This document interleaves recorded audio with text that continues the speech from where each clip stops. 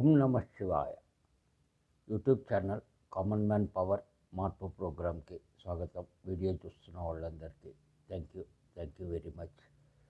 So Bihar ఎలక్షన్స్లో మన సంవత్సరన్నర ముందు జరిగినటువంటి ఏపీలో జరిగినటువంటి ఒక మ్యాజిక్ బీహార్లో కూడా ఇప్పుడు జరిగింది. సో చాలా ఎక్కువ సీట్లు ఎన్డీఏ గెలుచుకోవటము, ఆ తర్వాత ఇండి కూటమి మహాగఠబంధన్ చాలా తక్కువ సీట్లు గెలుచుకోవటము ఇది జరిగింది. మరి దానికి ఏ రకంగా ఏ మ్యాజిక్ జరిగింది ఏంటి అని చెప్పననే దాని మీద మనము కొంత ఆలోచించాము అని చెప్పనంటే మనకే నిజాలేంటి అబద్ధాలేంటి ఇంకోటి ఏంటి, కాంగ్రెస్ ఇంకా మొత్తానికి దేశంలో వాషౌట్ అయ్యే అవకాశం ఉందా ఏంటి అని చెప్పననేది చూడాల్సి వస్తుంది. ఇంకా ప్రశాంత్ కిషోర్ వచ్చేసి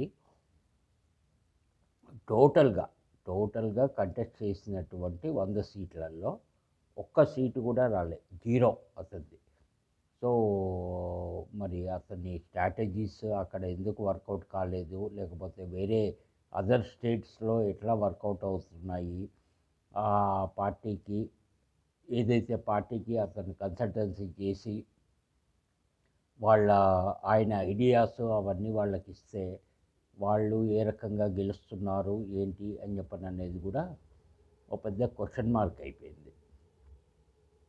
సో మొత్తానికి ప్రశాంత్ కిషోర్కి బీహార్లో 0 వచ్చినాయి కాబట్టి ఇంకా ఆయన ఫ్యూచర్ ఏంటి ఇంకోటి ఏంటి, కేవలం బీహార్కే పరిమితం అయిపోతాడా ఏంటి అని చెప్పననేది నెక్స్ట్ రాబోయే రోజుల్లో రాబోయే సంవత్సరాల్లో లేదు నెక్స్ట్ బీహార్లో జరిగే ఎలక్షన్స్ అప్పటికి కానీ ఒక క్లారిటీ రాదు మనకి. అట్లాగే హైదరాబాద్లో ఫస్ట్ నుంచి ఉన్నటువంటి MIM party, all India Majlis party ఏదైతే ఉందో అది కరెక్ట్గా 2020 5 సంవత్సరాల ముందు 5 ఎమ్మెల్యే సీట్లు అక్కడ గెలుచుకుంది. ఈసారి కూడా వాళ్ళు దగ్గర ఒక 25-30 సీట్లకి ఎమ్మెల్యే క్యాండిడేట్స్ని నిలబెట్టము కంటెస్ట్ చేయటము ఇవన్నీ జరిగినాయి. బట్ వాళ్ళు పోయినసారి ఏవైతే గెలుచుకున్నారో సేమ్ అవే 5 సీట్లు మళ్ళీ ఎంఐఎం గెలుచుకోవటం జరిగింది. కాంగ్రెస్ కేవలం 6 గెలుచుకుంది. నేషనల్ పార్టీ అంటారు, దేశం మొత్తం చాలా రాష్ట్రాలలో మా పార్టీ గవర్నమెంట్లో ఉంది అంటారు, ఇంకోటి అంటారు. మరి 6 సీట్లే ఎట్లా గెలుచుకుంది ఏంటి అనేది తెలియదు. లాస్ట్ ఎలక్షన్స్లో అయినా కానీ కొంత మేలు 14 సీట్లో 15 సీట్లో ఏదో గెలుచుకున్నట్టు వార్తల్లో విన్నాను నేను. మరి అది ఎక్కడి దాకా అవుతుంది ఏంటి అనేది తెలీదు. కాంగ్రెస్ ఫ్యూచర్ ఏంటి ఇంకోటి ఏంటి అనేది సరే ఇది ఇక్కడికి వదిలేసాము అని చెప్పనంటే, మనకి రీసెంట్గా మళ్ళీ తీవ్రవాదులు లేదు వీళ్ళు టెర్రరిస్టులు అని చెప్పననేది ఢిల్లీలో బాంబ్ బ్లాస్ట్ చేయటము ఇంకోటి అని చెప్పననేది జరిగింది. నేను పెహల్గాంలో టెర్రరిస్ట్ అటాక్ అయ్యి 26 మందిని చంపేసి చేసినప్పుడు అని చెప్పననేది నేను అప్పుడు కూడా చెప్పాను, మళ్ళీ ఈరోజు చెప్తున్నాను. దగ్గర 6 నెలల తర్వాత ముస్లిమ్స్ అందరూ తీవ్రవాదులు కాదు, కానీ తీవ్రవాదులందరూ ముస్లిమ్సే. సో ఇదొకటి గుర్తుపెట్టుకోవాలి, ముఖ్యంగా హిందువులు. ఎందుకోసము అని చెప్పనంటే ఈ యొక్క హిందువులు ఏ రకంగా దీనికి అనేసి అలవాటు పడ్డారంటే, ఈ రాజకీయ వ్యవస్థ రాజకీయ నాయకులు చేస్తున్నటువంటి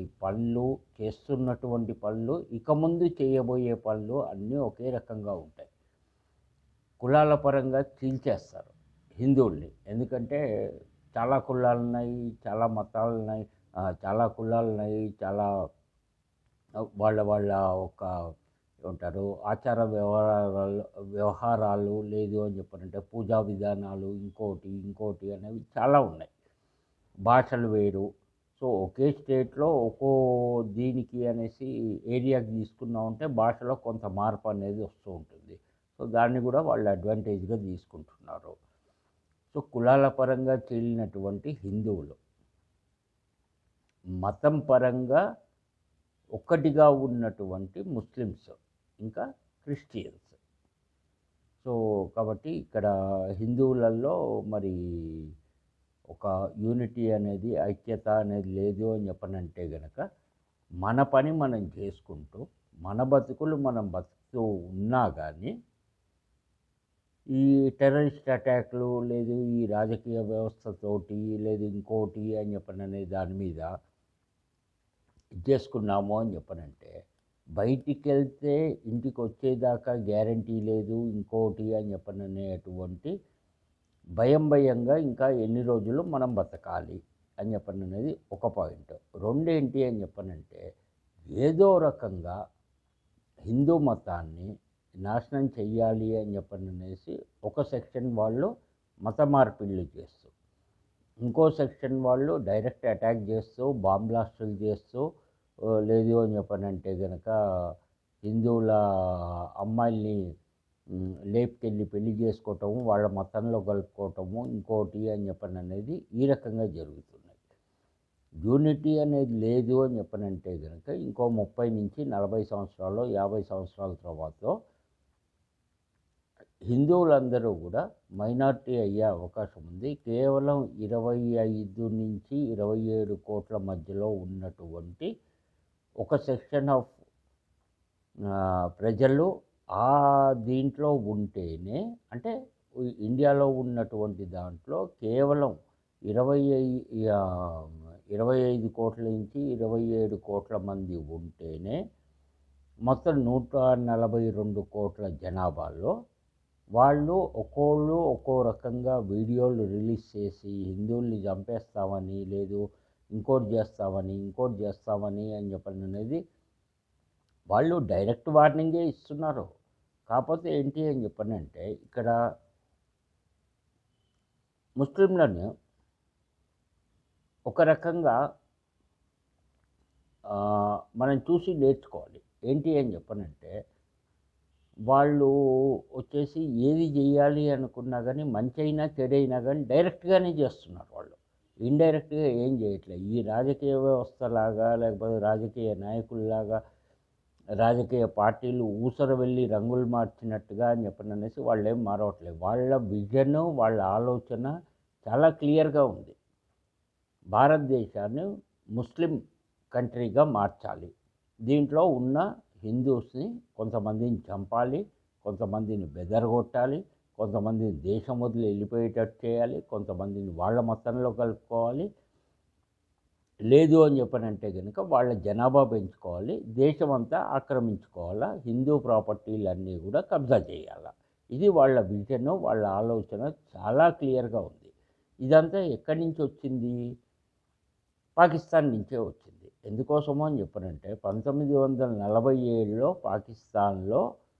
పాకిస్తాన్కి భారతదేశానికి ఒకరోజు డిఫరెన్స్లో స్వతంత్రం వచ్చినా కానీ వాళ్ళు స్వతంత్రం వచ్చిన రోజు నుంచి కూడా పాకిస్తాన్ భారతదేశం మీద పగతోనే ఉంది.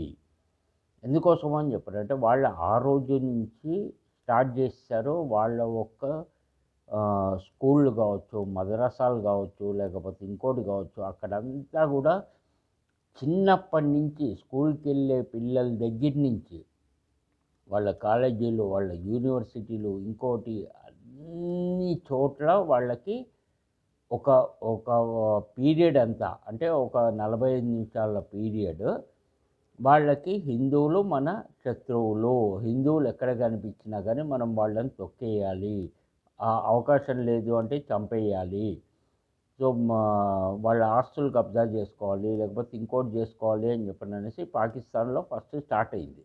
అదే ఆ తర్వాత నిదానంగా ఏమైంది అని చెప్పనంటే, అక్కడ వాళ్ళు ఇక్కడ రావటము, ఇక్కడ అమ్మాయిల్ని పెళ్లి చేసుకోవటము, ఇదంతా ట్రిపుల్ తలాక్కి ముందు నేను చెప్తోంది. ఒక పాకిస్తానీ ముస్లిం ఏం చేస్తాడు అని చెప్పనంటే, పాకిస్తాన్లో ఒకళ్ళని పెళ్లి చేసుకుంటాడు, మళ్ళీ జమ్మూ కాశ్మీర్ వస్తాడు, అక్కడ వాళ్ళని పెళ్లి చేసుకుంటాడు, హైదరాబాదో, యూపీయో, లేకపోతే బీహారో, లేకపోతే ఇంకో దగ్గరో ముస్లిం పాపులేషన్ ఎక్కువ ఉన్నటువంటి దగ్గర ఇంకో అమ్మాయిని పెళ్లి చేసుకుంటాడు. అంటే 3 పెళ్ళిళ్ళు చేసుకుంటాడు. 3 చోట్ల వాళ్ళకి ఐడెంటిటీ ఉంటుంది. వీళ్ళు లోకల్ వాళ్ళు, లేకపోతే లోకల్ వాళ్ళతోటి కలిసి ఉంటున్నారు, పెళ్లి చేసుకున్నారు, ఇంకోటి అని చెప్పననేసి. సో కాబట్టి ఇది యమ డేంజర్ అయినటువంటి వ్యవహారం. సో దీన్ని చాలా డీప్‌గా మనం ఆలోచించాల్సినటువంటి అవసరం ఉంది. సరే, ఇందాక చెప్పినట్టు మన బతుకు మనం బతుకుతున్నాము, మన పని మనం చేసుకుంటున్నాము ఇది అన్నా గానీ, మన మీద డైరెక్ట్‌గా, ఇండైరెక్ట్‌గా అటాక్ చేసి ఇంకోటి చెయ్యాలి అని చెప్పననేసి చూసేవాళ్ళని మనం ఏం జేయాలి? మన్ని చంపటానికి వస్తున్నాడు. మనం ఏం జేయాలి? అది ఆలోచించండి. దీనికి రూట్స్ ఎక్కడున్నాయి? సో, పాకిస్తాన్ ఇందాక నేను చెప్పినట్టు పాకిస్తాన్‌లో స్కూళ్ళల్లో, కాలేజీలలో, యూనివర్సిటీలలో నేర్పించింది ఇండియాకొచ్చింది. ఇండియాలో గూడా అదే పరిస్థితి. మసీదుల్లో కావచ్చు, స్కూళ్ళల్లో కావచ్చు, ఇంకో దగ్గర కావచ్చు చెప్తున్నారు. కానీ కొంతమంది వింటున్నారు, కొంతమంది వింటలేదు. కానీ రోజు రోజు అదే విషయాన్ని వాళ్ళకి చెప్తూ పోయేటప్పటికి మైండ్‌లో బాగా గట్టిగా కూర్చుండిపోతుంది. కాబట్టి అది ఒకటి చాలా డేంజర్ వ్యవహారం అనమాట. సో, దీనికి మనం ఏం చేయాలి అప్పుడు? సో, మనం ఆర్థికంగా వాళ్ళని దెబ్బ కొట్టాలి అని చెప్పనంటే మనం చేసే పని కావచ్చు, మనం తీసుకునే సర్వీస్ కావచ్చు, చేసే బిజినెస్ కావచ్చు, కొనే వస్తువులు కావచ్చు, పూలు, పళ్ళు, లేదు ఏమంటారు, కూరగాయలు ఎక్సెట్రా, ఎక్సెట్రా ఏవైతే ఉన్నాయో ఇవన్నీ కూడా కేవలం మన వాళ్ళ దగ్గరే కొనాలి. ఇంకోళ్ళ దగ్గర కొనకూడదు. కొన్నాము అని చెప్పనంటే గనుక దాంట్లో ఢిల్లీ బాంబ్ బ్లాస్ట్‌లో బయటపడ్డటువంటి 5 టెర్రరిస్టులు ఎవరైతే ఉన్నారో దాంట్లో 5 రకాల పనులన్నీ వాళ్ళు పంచుకున్నారు. ఇది బయటికొచ్చిందే. ఇంకా ఎంతమంది ఉన్నారు దీంట్లో ఫరీదాబాద్‌లో చదివినటువంటి డాక్టర్లు, లేదు యూనివర్సిటీలో చదివినటువంటి అల్ ఫల్హా యూనివర్సిటీ అని చెప్పననే దాంట్లో ఇంజినీర్లు కావచ్చు, డాక్టర్లు కావచ్చు, ఇంకోళ్ళు కావచ్చు ఎంతమంది ఉన్నారు అనేది ఇంకా ఆ లిస్ట్ అంతా కూడా బయటికి రావాల్సి వస్తుంది. అయితే ఈ 5 మంది దొరికిన వాళ్ళలో ఒక్కోళ్ళు ఒక్కో రకమైన యాక్టివిటీ చేస్తున్నారు. ఒకళ్ళు వచ్చేసి ఈ యొక్క టెర్రరిస్ట్ యాక్టివిటీసు, బాంబ్ బ్లాస్ట్‌లు, ఇంకోటి ఇండియా మొత్తంలో చేయటానికి అని చెప్పననేసి ఫండింగ్ చేసేవాళ్ళు బయట నుంచి, వేరే దేశాల నుంచి, అది పాకిస్తానా, ఇంకో దేశమా అని చెప్పననేది పక్కన పెడదాము. సో, అక్కడి నుంచి ఫండ్స్ తీసుకురావటము, లోకల్‌గా ఉన్న వాళ్ళందరికీ డిస్ట్రిబ్యూట్ చేయటము అనేది ఒకళ్ళ పని. ఒకళ్ళు వచ్చేసి దానికి బాంబ్ బ్లాస్ట్‌లు చేయటానికి అని చెప్పననేసి తీసుకోవాల్సినటువంటి తయారు చేయాల్సినటువంటి బాంబ్ బ్లాస్ట్‌కి కావాల్సిన ఈ పొలాల్లో వాడే అటువంటి యూరియా, పొటాషు, లేదు ఇంకోటి ఏవైతే ఉంటాయో వాటి ద్వారా బాంబులు పేల్చటము ఇది అని చెప్పననేది ఒక రకమైన పని ఒకళ్ళకి. ఒకళ్ళకొచ్చేసి సూసైడ్ బాంబర్స్‌ని రెడీ చెయ్యి, బాంబులు ఎక్కడెక్కడ పెట్టాలి అని చెప్పననేసి రెక్కి చెయ్యి, ఆ ప్లేసెస్ సెలెక్ట్ చెయ్యి, ఆ ప్లేసెస్ సెలెక్ట్ చేసి మాకు లిస్ట్ పంపియ్యి అని చెప్పననేది ఒకళ్ళ పని. సో, ఇంకోళ్ళు ఏంటి అని చెప్పనంటే కొత్త వాళ్ళని రిక్రూట్ చేసుకుంటూ వెళ్ళండి. ఎంత ఎక్కువ మందినైతే అంత ఎక్కువ మందిని చేసుకుంటూ వెళ్ళండి. మనకి స్లీపర్ సెల్స్ అనేవాళ్ళు కావాలి. సో, ఆల్రెడీ ఉన్నారు.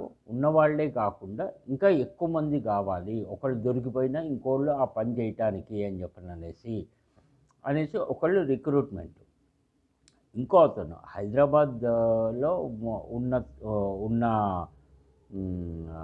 డాక్టర్‌ని గుజరాత్‌లో అరెస్ట్ చేయటం జరిగింది. అతను మహా డేంజర్ వ్యవహారం ఇది చేశాడు. ఏంటి అని చెప్పనంటే పాయిజన్ కెమికల్‌ని తయారు చేయటము, ఆముదపు గింజలతోటి అని చెప్పననేసి పాయిజన్ కెమికల్‌ని తయారు చేసి దాన్ని వచ్చేసి కూరగాయల మీద, పళ్ళ మీద, లేదు ఫుడ్ ప్రొడక్ట్స్‌లో కలపటము డైరెక్ట్‌గా. అది నూనెల్లో కలుపుతారా, లేదు ఇంకో దగ్గర కలుపుతారా, ఏంటి అని చెప్పననేది ఇదంతా ఒక సెక్షన్. అవి పెద్ద పెద్ద గుళ్ళు లైక్ మనకున్న తిరుపతి, వారణాసి, లేదు పూరి, లేదు అని చెప్పనంటే గనక శ్రీశైలము ఎక్సెట్రా ఎన్ని చోట్లయినా కావచ్చు. అన్ని చోట్ల ఈ యొక్క పాయిజన్ కెమికల్ని తయారు చేసి హిందువులకి పెట్టేటువంటి ప్రసాదంలో దాన్ని కలిపి పెట్టేయాలి అని చెప్పని అనేది వాళ్ళ ఆలోచన అనమాట. దీనికి ఏంటి అంటే ఒక 6 లీటర్ల పాయిజన్ కెమికల్ ఆముదపు గింజలతోటి తీసిన దానికి 60 లక్షల మందిని చంపొచ్చట. 6 లీటర్ల పాయిజన్ కెమికల్ తోటి 60 లక్షల మందిది. ఈ 60 లక్షల మంది ఇండియా మొత్తంలో ఎక్కడెక్కడ ఏ గుళ్ళల్లో ఇచ్చారు ఏంటి అనేది కూడా మనకు తెలీదు. అక్కడ లోకల్గా ఉన్నటువంటి వాళ్ళని పట్టుకొని డబ్బులు ఇచ్చే మంచి చేసుకుంటారా, దీన్ని కల్పిస్తారా పాయిజన్ని, లేదు బెదిరించి కల్పిస్తారా ఏంటి అనే విషయాలు మనకు తెలీదు. బట్ దాంట్లో కలిపారు అని చెప్పనంటే కనుక 24 గంటల నుంచి 72 గంటలు, అంటే ఒక రోజు నుంచి 3 గంటల 3 రోజుల లోపల బాడీలో ఉన్నటువంటి బ్లడ్ సర్క్యులేషన్, బ్లడ్ దీంట్లో ఆ పాయిజన్ అంతా కలిసిపోయి హార్ట్ అటాక్ వచ్చినట్టుగా మనిషి ఎక్కడ నిలబడ్డాడు అంటే అక్కడే కుప్పకూలిపోయి చనిపోవటం అనేది జరుగుతుంది. ఇది ఆ కెమికల్కి ఉన్నటువంటి ఎఫెక్ట్. సో దీనికి అని చెప్పననేసి ఇప్పుడు ఈ కూరగాయల మీద, పళ్ళ మీద, లేదు పూల మీద, లేదు ఇంకో దగ్గర ఇంకో ఫుడ్ ప్రోడక్ట్స్లో ఇక్కడంతా కలుపుకుంటూ వచ్చారు ఇంకోటి అని చెప్పనంటే గనక మరి మనం ఏం చేయాలి దానికి?